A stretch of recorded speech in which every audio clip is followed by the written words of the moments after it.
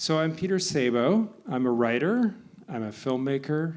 I also dabble in all kinds of creative things and have most of my life and play guitar, whatever, in bands. And I have wrestled with my creativity for most of my life. Since I was a child, I loved telling stories, I loved drawing, I loved writing. And my father was a watercolor artist and a professional, so I kind of had this, okay, well, that's a job, people do that. But my mom was a banker, and they separated when I was 6, and I didn't see him. Then the banker took over and said, well, that's not very practical, you know, to be creative, to be a writer.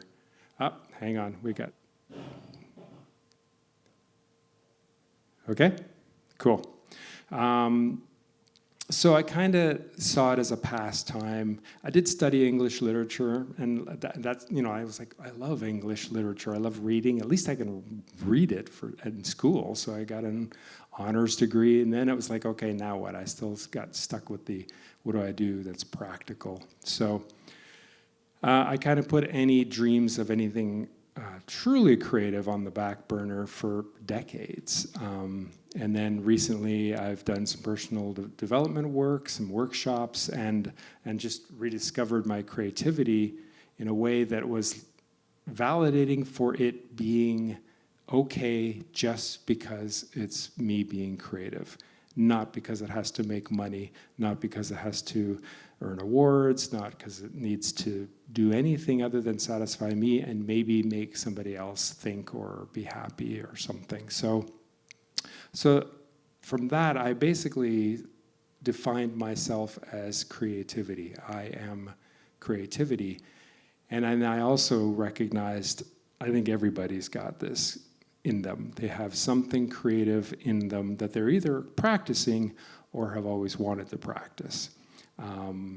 And I just wanted to create an event where people could hear from creators about their process, how they discovered their creativity, how they channeled it, how they express it, and then also make it a bit interactive so that people can talk to each other about what they've always wanted to do or how they are being creative, and support each other and encourage each other and maybe find some resources or some help in pursuing something with a little more vigor.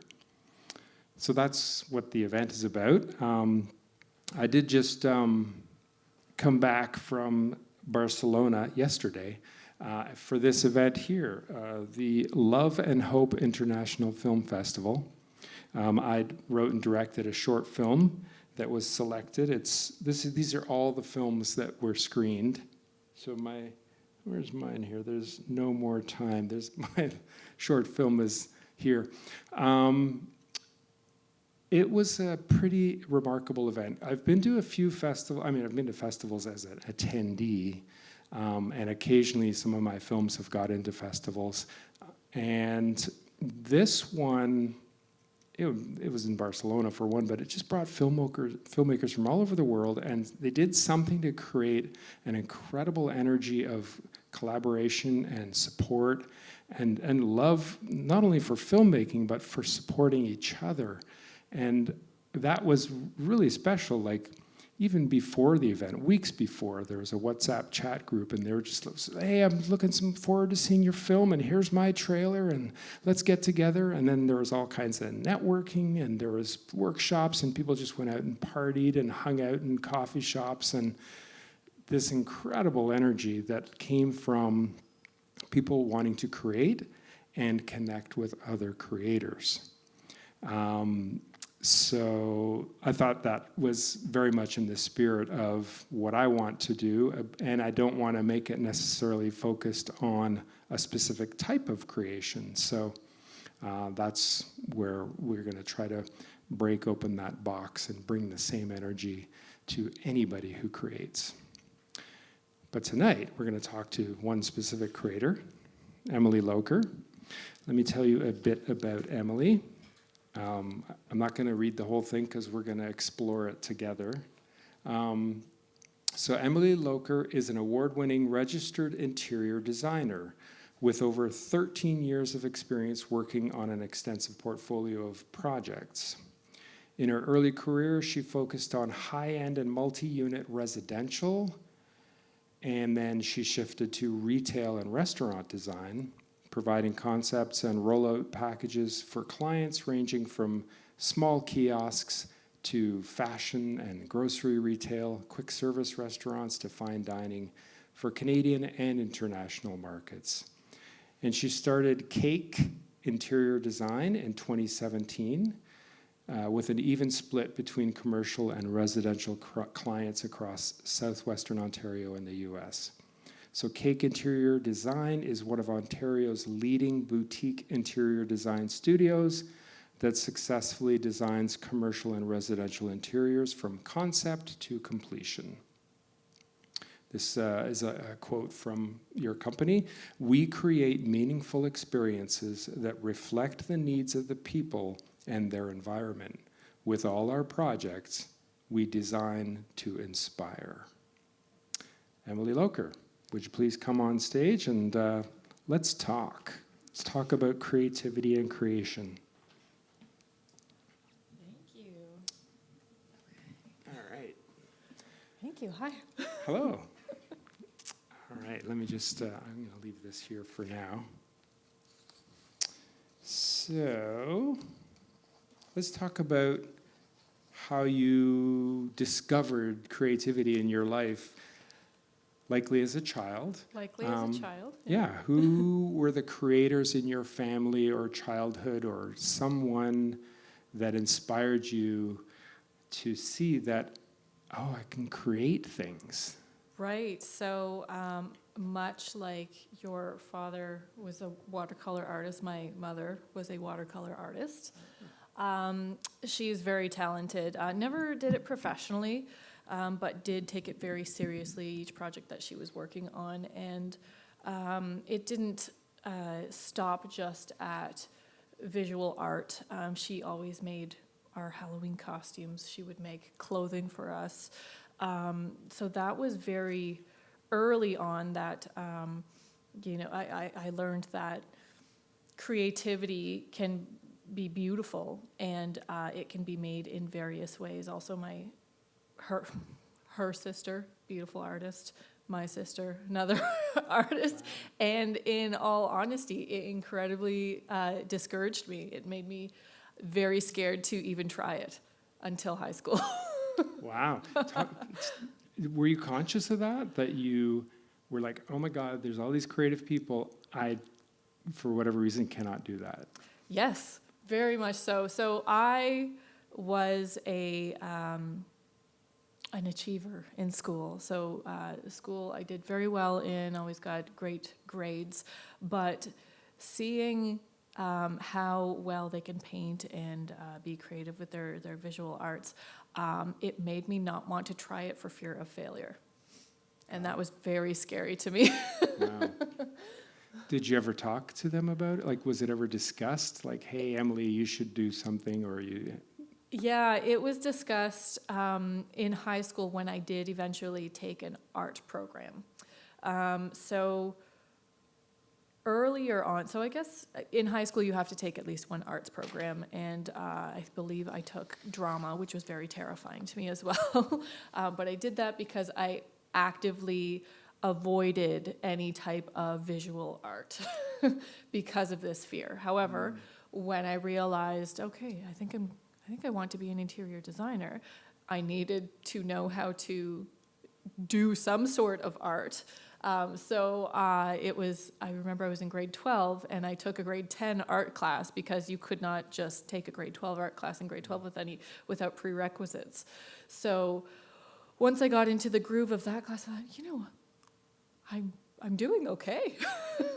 This isn't as scary as I thought it was. And mind you, my painting skills or drawing skills are nowhere near as good as my mom or my sister, what they can produce. But at the same time, like, this isn't half bad. Okay, it took down a barrier essentially, and just really opened up my eyes to other creative endeavors. Wow.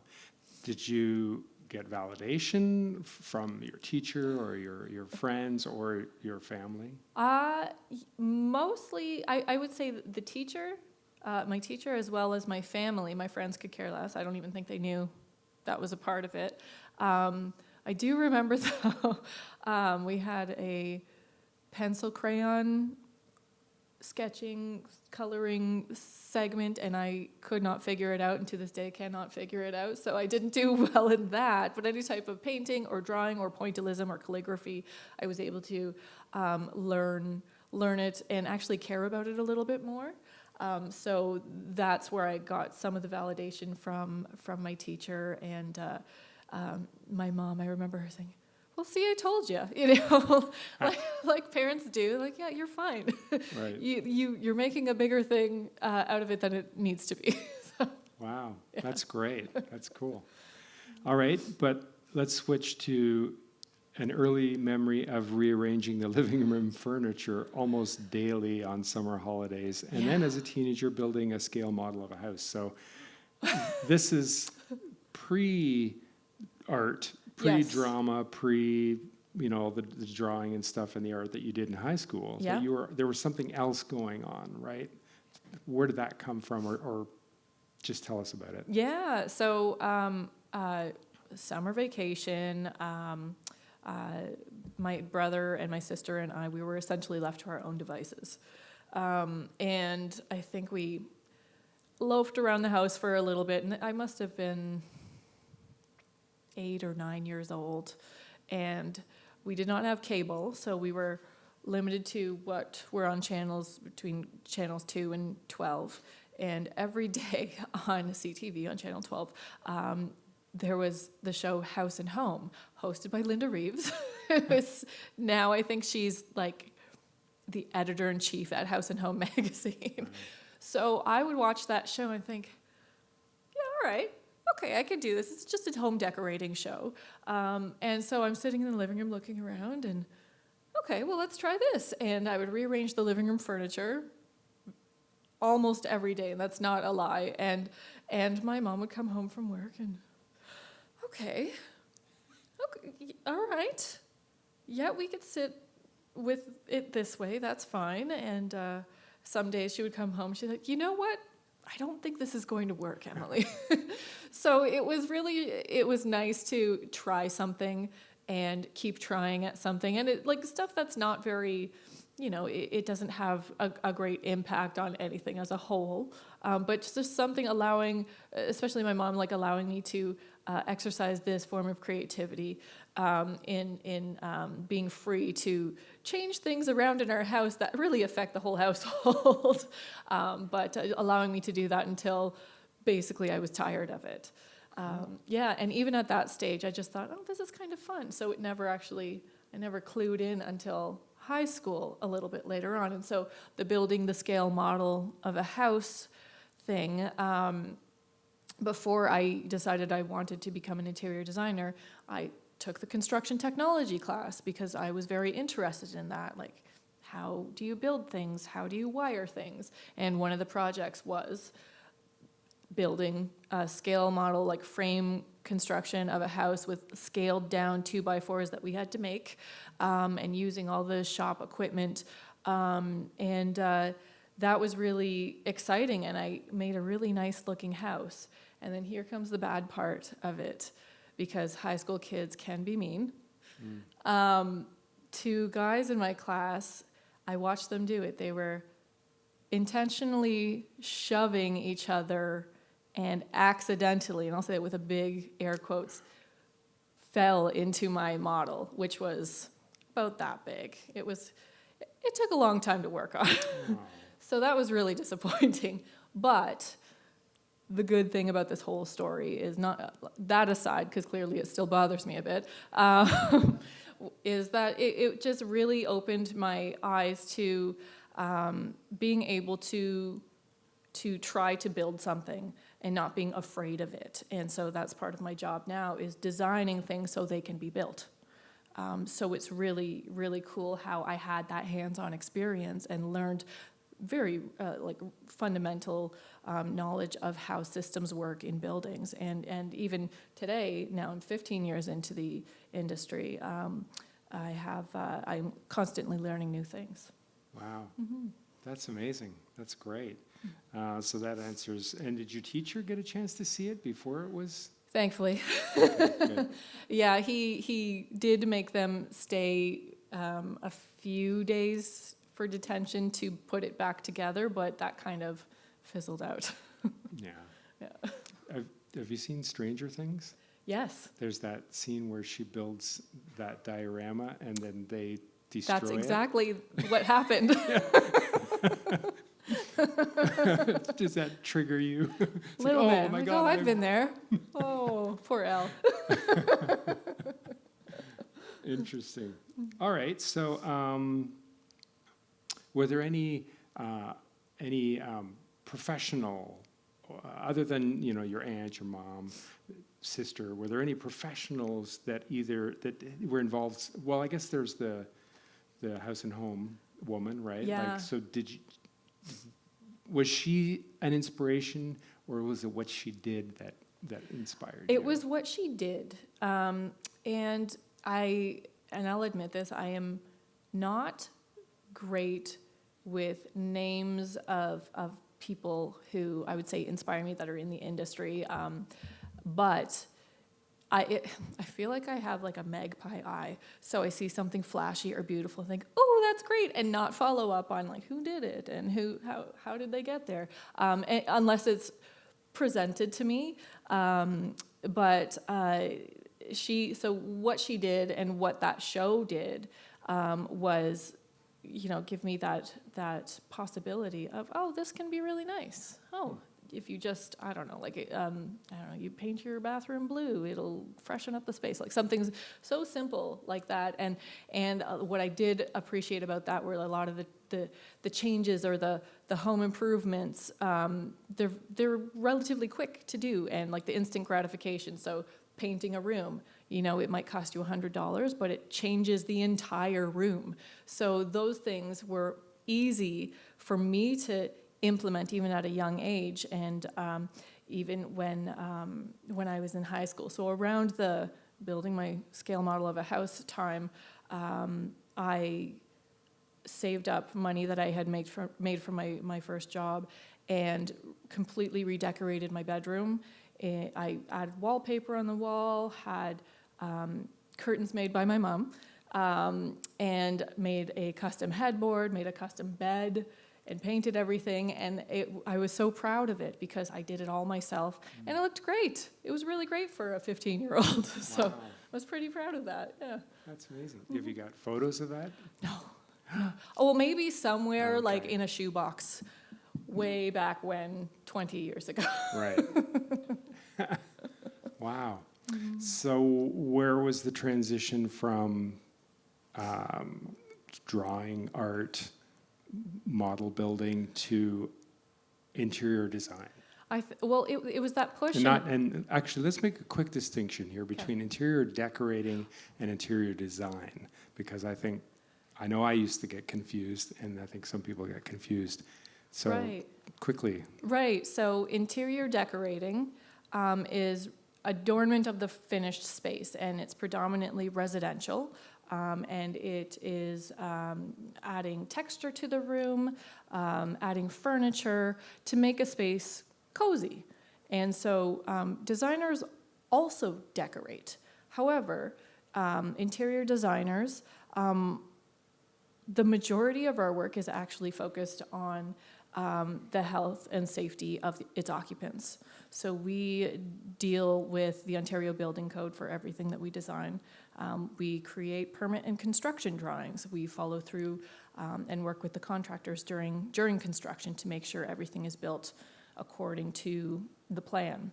And so they say like interior designers can be decorators, but decorators can't be designers. And the one other way I like to help explain it is in other countries, interior designers are known as interior architects. Right. So I get that response often. Oh, now I get it. Okay. So there's a lot that goes into what we do, and there's a lot of detail that we have to include within our design and in our drawing package, so that the occupant's safety is the most important, and there's a lot of technical information that we have to know and we have to incorporate into our spaces ultimately so that it can be built successfully and without any issue. Okay. Yeah. Excellent. I'm not going to ask any more about that. Okay.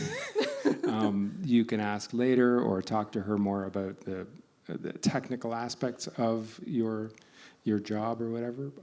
But I want to bring it back to that creative flow, because that's why I invited you. As I thought, okay, an artist paints, a writer writes, a musician plays, an interior designer designs, and I want to get to that creative spark and the flow that I'm guessing lights you up, that makes it more satisfying for you rather than just, I mean, you could be satisfied by drawing schematics and diagrams. Some people find that very satisfying.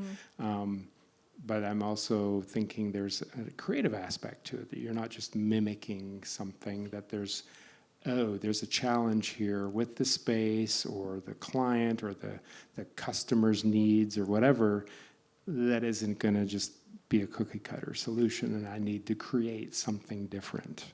Right? And how do we get there? Right. So how did you get there from a scale model in high school? Wow. So let me think about that. So how did I get into the more creative world of design from, I guess, the more technical side of it in high school? Yeah. It came like a lot of teenagers, hey, you're in grade 11, grade 12, time to think about what you want to be when you grow up.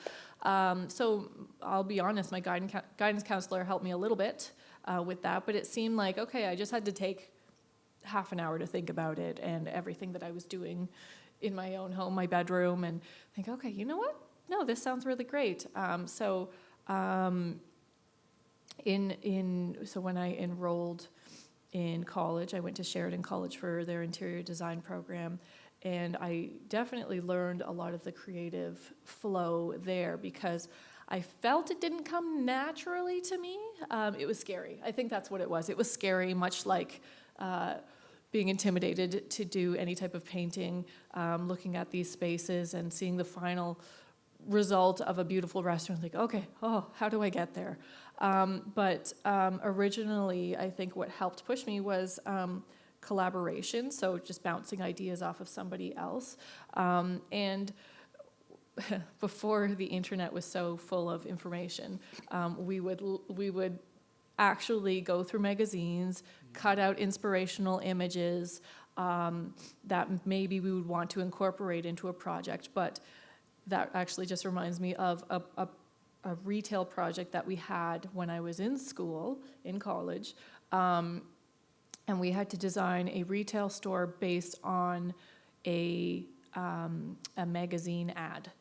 And the teacher was picking it. He picked it. He's like, okay, here you go. And at the time, I had never worked in retail, so I don't know anything about it except for shopping, as like as a customer. As a customer. And so my picture that he gave to me, so the ad that he gave to me was a Prada ad, and it was almost exclusively white, the page, and it just had a man in like a furry vest and leather pants, and I'm like, how on earth am I going to design something around this? But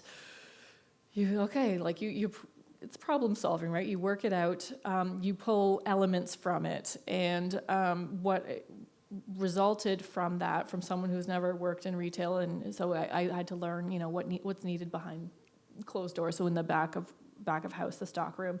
But in the retail area, and I'll tell you right now, like retail is one of my favorite types of projects to design, because you can go overboard with design and you can be extra creative and make it extra juicy, and it's a lot of fun. But so with this very couture furry vest and bold colors and a very serious but elegant looking man. I designed a store based around that. That was a Subway, like Like a moving shop. like A subway car? not a Subway car, but a Subway station.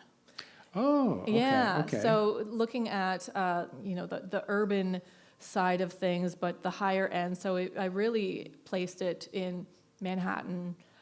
So in New York, we have the higher end stores there. We have people who are really not afraid of what they look like, of how they want to portray themselves. They are also very creative in themselves. So creating a canvas that for this product, remember it's a retail clothing store, creating a canvas that allows the product to pop out is how I developed that. And it was a subway station. However, it was all in white and all like just very more architectural than finishes specific. So we're not having a lot of finishes within the space or accents within the space that will take your eye away from the product itself. And because of the ad itself, there was a white background, so we needed to have that space within the store just the same way that the space in the ad is there, and it's very focused on this one element that is on the page. So that's kind of one way in a long story of how the creativity does come out when you at times don't have much to work with. And so now, as I mentioned, like the internet is very helpful for how we ideate. So we call that our ideation, our concept development stage of every project. And we're able to get more inspirational images that we can draw from to incorporate into our projects these days. And we're not copying them, but we are looking at, okay, you know what I really like? I really like how that column is clad in something that makes it not look like a column, that kind of thing. So it's really seeing how other designers and architects have applied an accent to a space or have applied an architectural detail that is interesting, that we can at least, okay, we can take a little bit of that information or translate something similar into our work. All right. So when you have new clients now, they may give you as little information as, oh, here's our product or some clothing, right? And does that happen often where they don't know what they want? They just say, it needs to serve a function. Yes. I need you to come up with the form. Yes. It does not happen often. And so it's form before function. Or sorry, backwards. Function before form in every project that we do. And so because if it doesn't function properly, it does not matter how great it looks, it's just not going to work and you're going to not enjoy it or not enjoy being within that space. So at the beginning of each project with customers or our clients, we have a big question session for them. One this morning that I was speaking with is an office space, and we talk about adjacencies between people. We talk about equipment needs. We talk about adjacencies of equipment with each other, or adjacencies of how far this person should be from the reception area, that kind of thing. And then generally they give us a vague idea of design aesthetics. So we want it to look modern. That's very common. We want it to look modern. And so that's when I say, is there anything you definitely do not want in the space?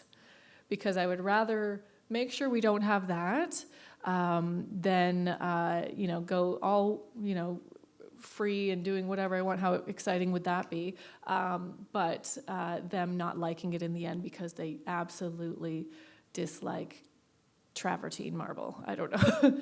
So when they don't give me a lot of information, I ask for what they don't need or want in the space. Have you ever designed something purely because of its form and maybe even never presented it to anybody, but just said, wouldn't it be cool to just explore this and not give a flip about whether it actually serves a function? That's a really great question. Even in your mind, In maybe. my mind. It's like, no, I can't do that. How great would that look? How great would that be? Yeah. That wouldn't work at all. There have been some, creative projects that never came to fruition, and I like to exercise them as just as a creative development, like just to get the, that side of the brain going. And I'm trying to think of anything specific that I could actually communicate aside from like smaller details, like built-in shelving or how like Murphy doors, they hide another room essentially, stuff like that, like really interesting, intricate details of things that would be within a space, but ultimately won't be in the space in the end because it's usually it's out of budget, or if there's just a simpler solution that's good enough. And that's sometimes how it works. It's not as exciting when that happens, but that's the reality of every project that we work on. Okay, got it. So you get your whatever level of information and detail from the client. What do you do next? How do you problem solve? How do we problem solve? So the next thing that we do start to do is our space plan. So if it is a full design project, that's when I personally like hand sketching first. All of our projects are done in Revit software, so it's 3D modeling software, which is pretty efficient and quick and really, really a great program to work with. But we have the plan, basically the building shell or the space, the shell of the space, and I first of all, with trace paper, mapping out the zones of the space that we would need. So just drawing circles. Okay, this is where the washroom's going to go. Okay, we need to fit 30 people over here. This is where the kitchenette's going to go if we're talking about an office environment. After that, then we start putting walls in and seeing if that works. And so we massage a floor plan. We usually have 2 or 3 options of that we present to the client that all meet the needs of the spatial and adjacency needs that the clients have. So, yeah. Okay. So have you seen Frank Gehry's design? Yeah. Frank Gehry's a Canadian. He's actually a Canadian he's from Toronto, but he's done not the Guggenheim that Frank Lloyd Wright did, but another he did the Bilbao one, but it's a scribble. Literally, he'll go just scribble on a piece of paper and then say, okay, go build that. I don't know how that would fly. But it worked, and then you look at the finished project, and it's like, oh my God, I can definitely see in the source the result. Yeah. But it's literally like I have a T-shirt that's got the Bilbao Guggenheim, and it's literally just squiggles and scribbles that they're all kind of connected, and they kind of make a rough outline. But have you ever tried anything? Or if you, it starts that way Yeah? sometimes. Okay. Yeah. Sometimes it starts that way. That he's so brilliant. And I have been to the Guggenheim in Bilbao, and it was stunning. And I just laugh. I'm thinking, how would anybody enjoy working with someone who just says, here, build this or design this? And I do know that building specifically was designed in essentially like the precursor to Revit, so the 3D building information modeling system.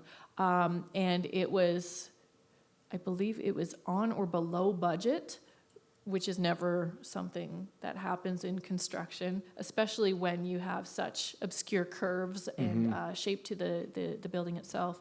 And they only had to make one change in the building, and that had to do with a beam that was missized due to, I I think it was like expansion and contraction, like right down to the how many bolts you would need and the fasteners throughout. So amazing. And like they really did take that to as far as it could go. And how many years ago was that built? 25. 25. It had its, 26, it was 25th anniversary last year. Right, Yeah. right. Just absolutely amazing what that can do. But it's there. And speaking about architects, there are the creative architects like the Frank Gehry, the Zaha Hadid, and then you have the technical ones who, okay, now we got to figure out how to put this on paper, and so it can be built. And there's a challenge for that, Yeah. right? Yeah. So it always makes me laugh thinking about that. Yes, this is build this. Right. And you'll need to invent a material that will conform to the shapes, and I want it to be reflective and. Yep. Anyways.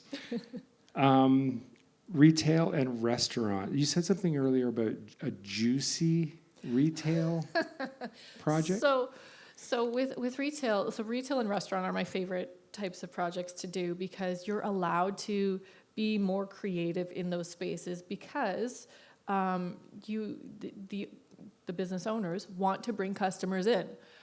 So in both circumstances or both types of projects, you want to be a part of the environment that shows off their clothing or product, or that is a part of the environment that helps display their food and creates an atmosphere that people want to stay and interact in.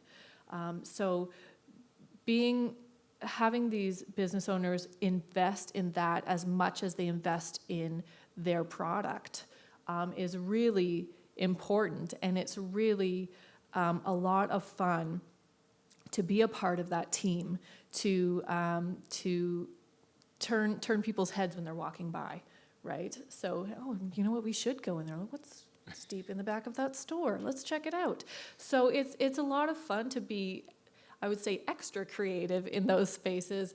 There's a lot more customized elements that we can do instead of off the shelf type of items or prefabricated things. So they're a lot more fun and exciting and rewarding at the end. Cool. Let's go back to whether it's a juicy retail space, a restaurant, whatever. What do you do to put your mind or your heart in that creative space where now I have to create something? It's that blank canvas kind of thing. What do you do personally to just put yourself in that mood or that space? I have to take away distractions. Okay. So I can't, I have a hard time focusing if I'm listening to music. And I know some people it's the exact opposite. My husband is the exact opposite. And I absolutely cannot. So I sometimes go to the point, if there's even outside sound, like construction happening outside, I put earbuds in as well, like earplugs in as well, just so that I can really get into that, and I clear my desk and I move everything I can out of the way because I will get distracted otherwise. So in order for me to be in that creative headspace, I need it to be calm and clear so that I can actually fit that in and be able to focus on that. Right. Mm-hmm. Okay. And so then something transforms, something happens internally? Yeah, I kind of, it's kind of snowballs in a good way. Okay, you like take an inch here and okay, you know what, we can build off of that. We can make this bigger. And it's more, sometimes it's sketching and sometimes it's collecting images, and sometimes it's just creating lists of things that would be cool in there, and or things that, hey, I haven't found an example of this yet, but I got to massage that out a little bit, or even certain really inspiring or interesting like finishes. So like a tile that glistens, or it has some sort of like dichromatic finish to it. So one way it looks one color, the other way it looks another color. Like, how cool is that? That might work in this project. Or if not, like, okay, let's put that to the side, and maybe in the future we can use it somewhere. Yeah. Yeah. Beautiful. That feels very familiar to me. Okay. And I maybe for you, Tristan, as a writer, I mean, maybe I don't know pottery, but we can talk about that later about how that is might be familiar. Maybe musicians writing music, right, Damien? There's that iterative. I'm just going to throw stuff at the wall and I'm just going to explore and then something excites you and you say, okay, there's that thing. I like that.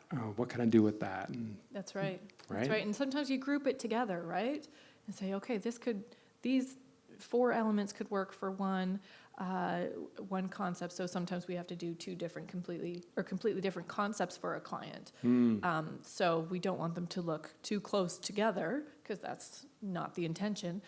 So this could go with that one, and that idea is better suited for here. So it's a lot of fun. Awesome.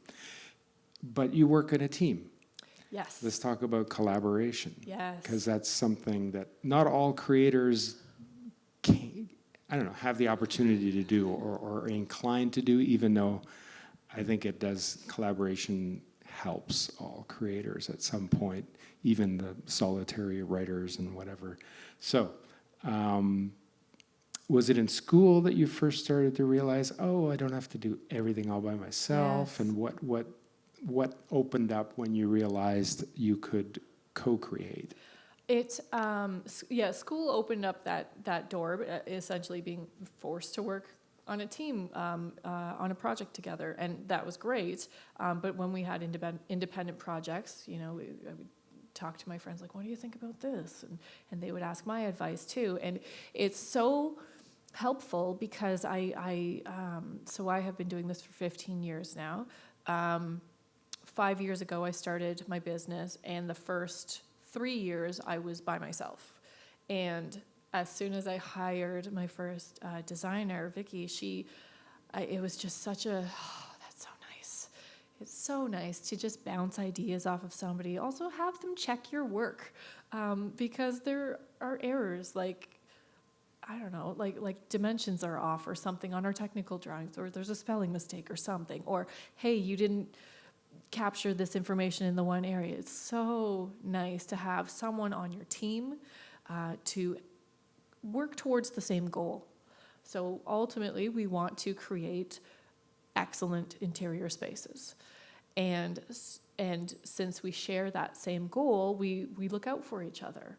And on the creative side, it's such a I'll tell you an example. So I have 2 designers working with me. I have Vicky, she's a senior designer, and Kristen, she's a junior designer, and I just hired her not quite a year ago.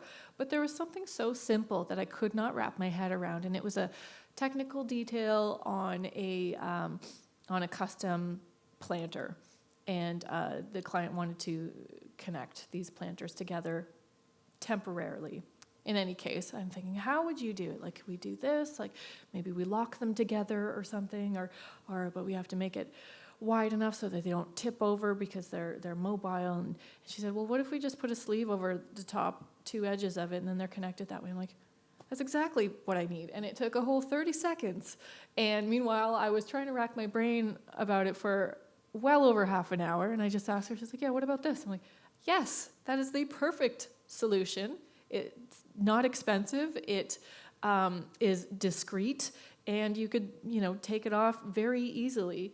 And it was so nice and refreshing, especially from someone who has less experience too. Like, okay, like just thinking outside of my own head, essentially. And it's really nice to have outside input, to help you create something that, like I said, you ultimately have the same end goal. Have you ever had a client surprise you with a brilliant creative idea? Let me think here.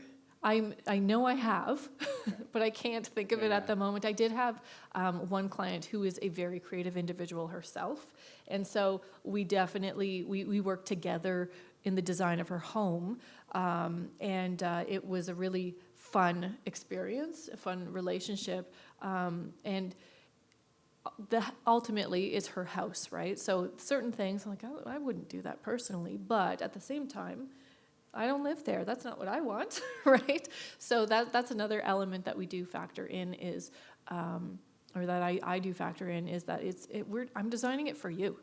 I'm designing it for you, and I want you to be happy with what I produce for you. Yeah. Mm-hmm.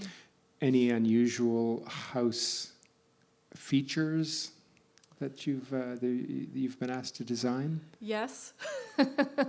I currently have one where the client wants a built-in platform bed. That it's fun to describe. The bed is stepped up. There's a step on either side of the bed, and like a canopy over top. And it took me a while to wrap my head around it, and I designed it wrong about 4 times. And in my head, every time I did, I'm like, yeah, this is it. This is it. And he's like, no, actually. So that one is interesting to me. But finally, we figured it out together with the client. I think it'll be under construction in the next couple months. So hoping it works out exactly how he wants it. Excellent. Are there images on your website that people can see some samples? Absolutely. Our website, my website has a lot of our commercial projects, our residential projects, some that are still in progress. So it's nice to be able to share some like interim stages as well. Cool. Yeah. She's got some business cards on the table over there, or you can share a website later if you just want to look at visually the kinds of things she talks about. You've done some international stuff, like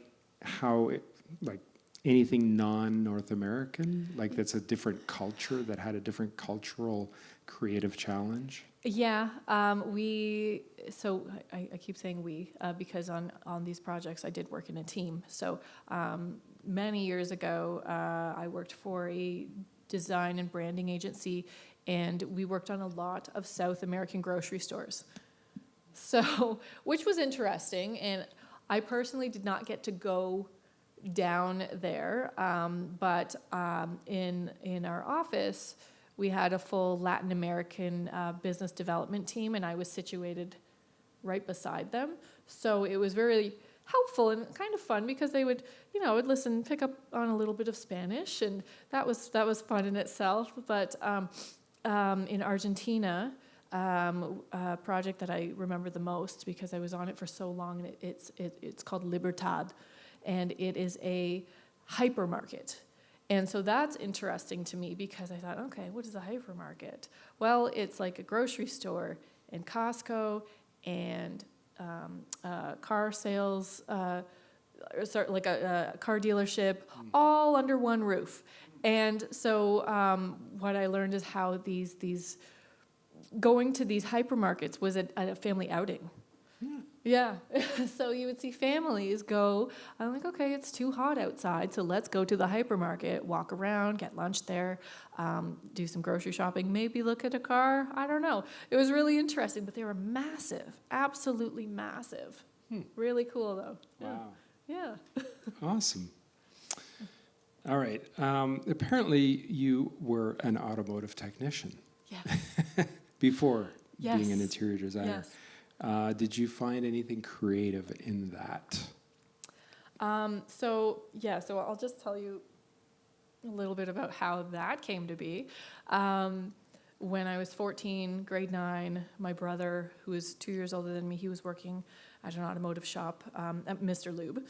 And he said, hey, do you want to work Saturdays just giving newspapers to people and coffee? I'm like, absolutely, because I didn't have a job and I started wanting things. So that's what I did. So I worked at Mr. Lube on Saturdays, giving people newspapers, coffee, checking their tire pressure, washing their windshield. That was my job for about 8 months. And then there was a new owner of that shop, and they said, well, we're not going to pay you to do this on Saturdays, so you either become a technician or you got to find a new job. So I became an automotive technician. So they trained me how to do oil changes, change tires, change fluids, and all of that fun stuff. And so I did that. So I guess from 15 to just before I turned 18, because I decided I didn't want to do that anymore. I was still in high school. I decided to apply at Walmart for a cashier position, got the job. That was great. My first day, I'm training, and the automotive manager comes up. He's like, "Why didn't you tell us?" I'm like, "I'm sorry, who are you?" "Why didn't you tell us you're an automotive technician?" I'm like, "Well, I decided to be a cashier." He's like, if you work in my shop, I'll give you $1 raise. I'm like, sold. Absolutely. That was easy. So I did that all through college. And so for a long time, it was the longest job that I ever had. So really working in the automotive industry from age 14 to 22. Yeah. So it was a very long time. And in terms of creativity with that, again, like similar to the construction technology in high school, like I was able to work with my hands a lot. I was not afraid to do things that a lot of people are hesitant about. So like when it comes to the car, like, wow, how do I change the oil? How do I change a tire? Gosh, and those are some things that I think, oh my God, everybody needs to know that. Why don't you know that, right? But it did really help me be brave about things. And then the summer before I started college, I needed a car. So I bought this 1988 Volkswagen Jetta that I bought it for $300 that needed a new clutch, amongst other things. So that summer, I put in a new clutch. I did everything to make it roadworthy, and I drove it and continuously repaired it all through college. Wow. That's awesome. And it seemed like the 6 months after I graduated, it died. I'm like, you know what? I'm going to grow up now, and I'm going to get a newer Volkswagen Jetta and drive that for a few years. That's cool. Did you, when you were at either the Mr. Lube or whatever, were you like, we could redesign this space so that it would be much more functional or practical to put this here? Or the tires are stored in the wrong, anything like that?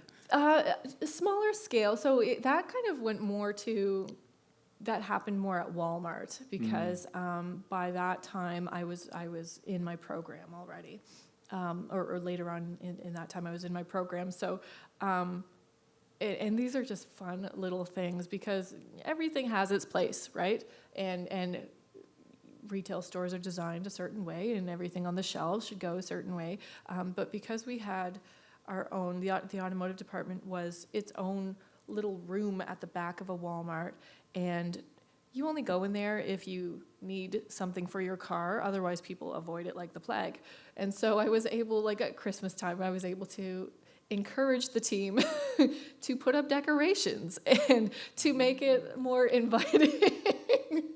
And it was a lot of fun. The one other thing that I did, and this was more out of fun and just to kind of get like a reaction from the guys in the shop because I was the only female, was we needed a clock, and so I picked out a bright pink one just for them. Nice. You could have had a dude in a white furry vest standing, encouraging people to come on in and get your tires changed. Come on in, yeah. All right, let's talk about other forms of creativity that have you ever tried something else now that after you got over some of that fear, right? Yep. Did you ever try something else, not necessarily directly connected to interior design, or maybe a subset of it, just for the pure creative expression? And what was that? Absolutely. What is that? There are a few things, actually. The one thing that I love doing is baking. And so for a long time, I would make special cakes and practice like decorating cakes. And that's a lot of fun. It's a lot of work. But that I like doing, as well as Christmas cookies, so your cutouts, and I spend a lot of time doing that. And that's so pleasing. And how that started was, hey, I really like baked treats. I must make them now in order to have them. So that's one area of creativity that I exercise regularly. One thing I tried over the pandemic was actually embroidery. And that was really fun. That was a lot of fun. And then I just kind of I tucked that away because I was tired of it. But the one embroidery that I did that was my own design, surprise, surprise, was actually my house.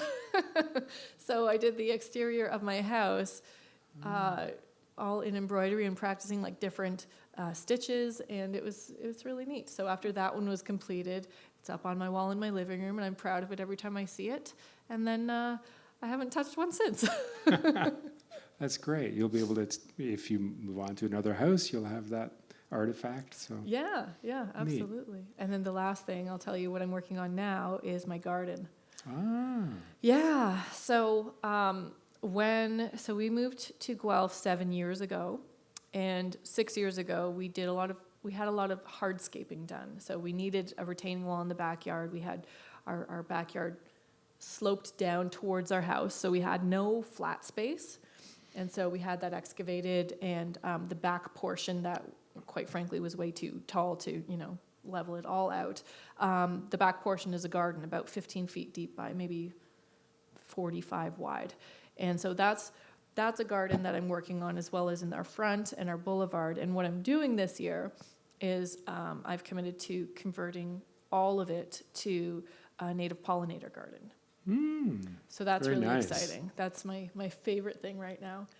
So this year I ripped up all of the grass on my boulevard and started planting. And fortunately, I have some friends who are guiding me and telling me what to get and giving me some of their plants so that I can, start this momentum. So the boulevard is pretty much done. Like they're all young plants, and now I've taken out the majority of my hostas, and those are great space fillers, but they have served their purpose for me. And now I've taken them all out, and so I'm going to replace them with plants that are more beneficial to our pollinator friends and our birds and our ecosystem. Yeah. Awesome. What made you think of that as creative? It's always changing, and that's actually something that I learned, or I realized last year, when I think, okay, I have my garden set up, and this is it. This is how it's going to stay forever, and that's not how that works.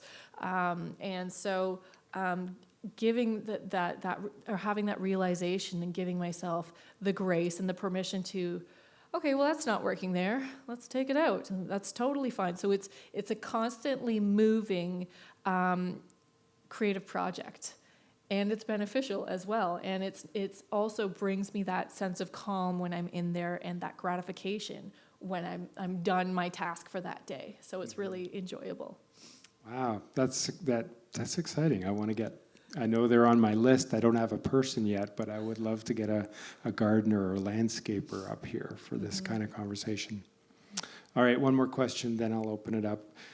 So is there anything that you have not done that you still have thought, I would love to try that? In terms of creative endeavors? That's a very good question. Yes, now that I'm thinking about it. Dancing. Wow, okay. Dancing. Any like a Latin dance, choreographed dance? What comes to mind when you picture dancing? Something choreographed. Again, it's a scary thing to me. And I don't know at all what I'm doing, but I dance a lot around the house. I don't know what it looks like, but it's fun. And so to be able to express that in I would say, more structured way, at least at first, so I know the fundamentals of it, that would be the next thing that I have not done yet, that I will do. Excellent. Damien? Talk to Damien, Guelph Arts Council. Maybe there's someone in town that that he can hook you up with. Cool. All right. Audience, have you got any questions for Emily? Anything creative or about interior design or? Yes. Oh, sorry, Great.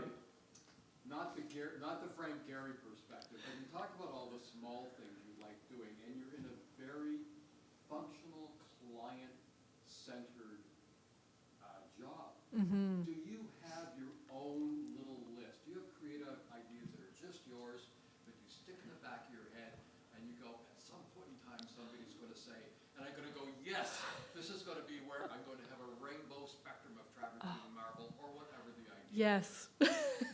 Yes, and a lot of it has to do with what I mentioned before, like seeing something with my magpie eye that's sparkly or something like, wow, this is so beautiful that I want to incorporate into a space somehow. Those kind of things are tucked to the side and like, okay, well, maybe we'll work on this project. No? You sure? Okay. All right. Try next one. And so that type of thing that can have a little, a little detail to somebody else, to me, I'm like just in love with it. And it does come a lot in finishes that, are unique.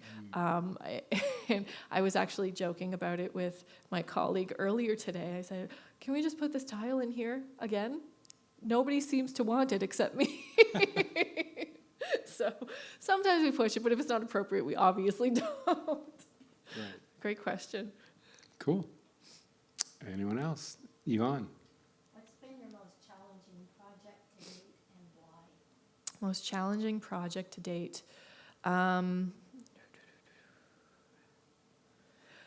It would have been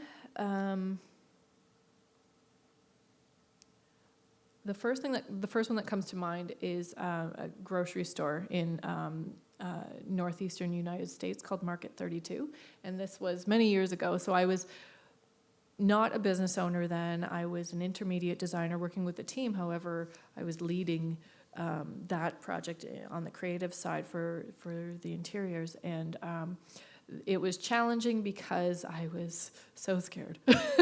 I was new, mind you, I had 5-6 years experience, but still, it was my first time leading a project, and it was so large, and there was a lot of travel involved, and there was a lot of things to learn about grocery retail that I never thought about before as a designer. Only as a shopper, right? And even when you're shopping, you're never in, or it's not often that you're shopping in the best grocery store you've ever been to, right? But that's what we're trying to create, right? And so you don't notice the things that could be better. You're like, okay, this is how it is. So it took a while to wrap my head around the functional needs of the space, as well as working with the graphic design team who was taking care of all the interior graphics at eye level, as well as branding and wayfinding throughout the store, as well as the exterior graphics. Working with that team collaboratively to make sure that the language that we are using to represent this store is harmonious and it's communicating the same way. And it was, I would say there were more hiccups involved with it, but ultimately we rolled out into dozens of locations, so it worked out pretty well. Wow. I want to have a coffee and hear more about that. I'm fascinated with grocery stores. Like, I go to all the Zayres and it's like the bakery's here in this one, but it's over Yes. here in this one, Yes. but other things are identical. Anyways, anyone else? Yes, Carol. Where do you think the fear of creating comes from? Because I know when I was younger, I would just grab a pen and paper and draw, and then stick it up on the fridge and go, hey, look what I did. And now that I have time to do it again, I look at the page and I have a pencil in hand and I can't do anything. I think it, child, at least, it was the pressure. Like, oh gosh, I was the youngest, and seeing people who could do it so well, and I had zero experience in it. That's where my fear came from. I mentioned before, I was kind of an overachiever, and so I didn't want to fail. And so perhaps now you look at that blank piece of paper, like, oh gosh, what am I going to put on there? Not going back to, your child mind when you grab that pencil and put it to paper, and not caring about what it turns out to be. So maybe has something to do with it, the fear, the intimidation of it. But really, like, as creatives, what you need to do is, as I mentioned how I work, like blocking out any external factors that would prevent that from happening. Maybe you need earplugs. Any ideas on how you're going to encourage Henry, your son, to express himself creatively? Oh my gosh, so I have a 6-year-old son, and he is always singing, always dancing. So every time he does it, I beam. I am so happy that he's able to do that. And my husband and I, we always encourage him to do it. We always tell him, oh, you're such a great singer. And we try to say, hey, would you like to go into a dance class? No, I don't want to do that. Okay. Would you like to learn how to sing more? No, I don't want to do that. Okay, all right. So it's being patient with that and still encouraging. However, Henry's kind of funny in that he doesn't like us praising him too much because he gets embarrassed by it. So if he does something that's like really amazing, we have to be like, good job, dude. Great job. And inside we're like, yes. That's wonderful that you're so conscious and supportive, but conscious of, okay, what does he need? Because you don't want to, mess up that creative spirit, Absolutely not. Absolutely not. And my husband, Tristan, he is also a creative, which is amazing. He is a musician, like not professionally, but every day he plays his guitar, he sings, and every day it's just, I'll say it's music to my ears, but it's wonderful to hear him play and sing, and it definitely brings me joy, and I know it has a positive impact on my son because it's normal to him. It's normal to him, whereas when I grew up, there was no musical creativity in my household, coming from my mom or my family members. It was just, okay, like everything else, it seemed. Right, yeah. Mm-hmm. Anything else? Any other questions? Oh, great. Yes, please. Just doing one quickly. So the first one I wanted to ask you is, you still rearrange your home space quickly? I do not rearrange my household, my spaces too frequently, but when I have the opportunity to do something, I am on it. So my son, he is 6 years old, and in the springtime, he says, I need to have a big boy room. I'm like, let's go. Let's do it. So it was time. So we were able to, and it was, I think it was Easter weekend, I think. And I'm like, okay, we're cleaning up your room. We're purging everything out. We're getting you some new stuff. We're reusing this. We're moving this around. And he's like, yes. So it's something that when I have the opportunity for, I am right in there. Wonderful. And have you ever handed in a project that you personally feel like you did not like the result, maybe Yes. Yeah, so I have completed projects that are not to my taste. Sorry. And that's the business side of things. So I'm not, and I mentioned before, I'm designing it for you. And so no matter how many times you come back and need a revision or like wavering back and forth on something, we'll work it through. I chalk it up saying, hey, it's not for me, but if you love it, that's great.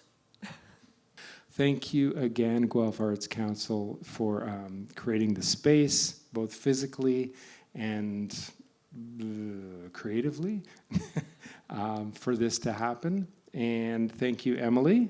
Thanks very much for coming out and spending some time sharing your history, your creativity. Thank you so much for having me.